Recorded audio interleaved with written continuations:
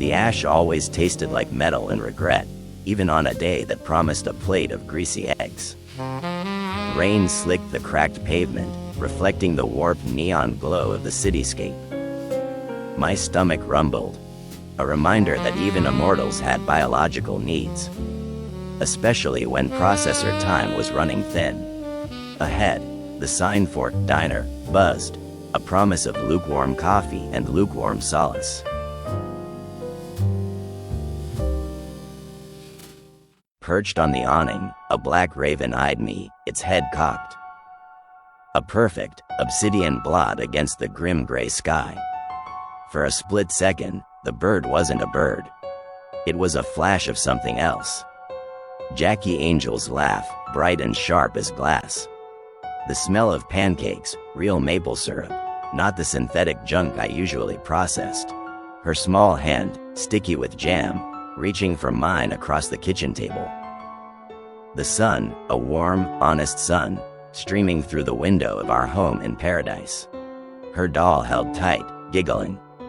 It was a memory, sharp and unwelcome, because it made the ash feel colder, harder. A brief, perfect morning, almost within reach. Then the diner sign above the raven began to flicker. The neon D sputtered, went dark, then surged back with a sickly green pulse. It wasn't the wiring. My sentinel instincts, honed by 1,000 simulations and a lifetime of digital warfare, screamed, "Angela." A warning. She always had a way of cutting through the noise. A ghost in the machine, my guardian angel in this digital purgatory.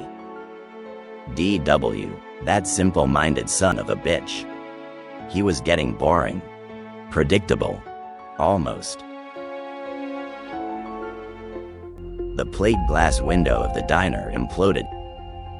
A spiderweb of cracks before it shattered completely. Machine gun fire ripped the air, a stuttering, tearing sound that echoed off the damp brick. My training took over before my conscious mind registered the threat. A reflex honed to razor-sharp precision, slamming behind a rusted mailbox just as a spray of hot lead chewed concrete where my head had been a heartbeat earlier. Panting, I pressed my face to the cold, grimy metal. My eyes scanned the debris, searching for an edge.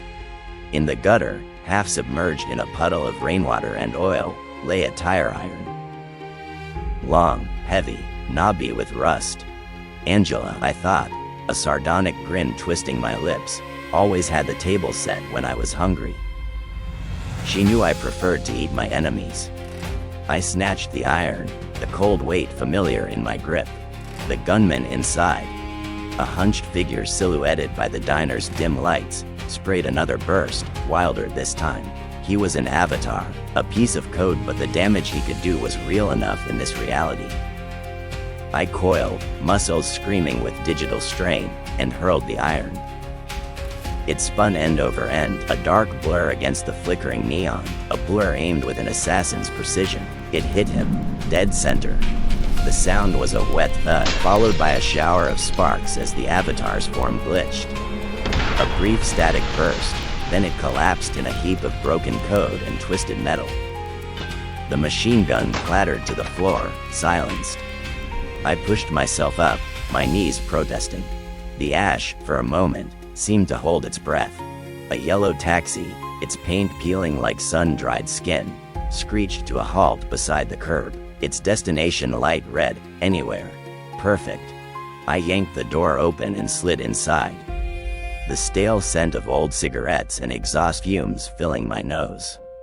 I hung my head, the weariness a sudden, crushing weight.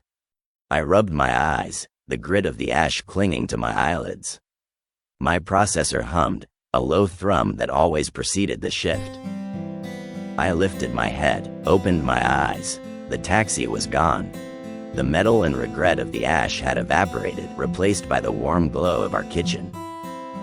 Sunlight, real sunlight, streamed through the window, illuminating dust motes dancing in the air.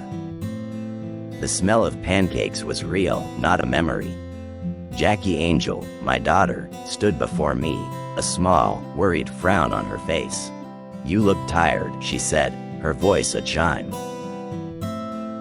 Need a hug from Dolly?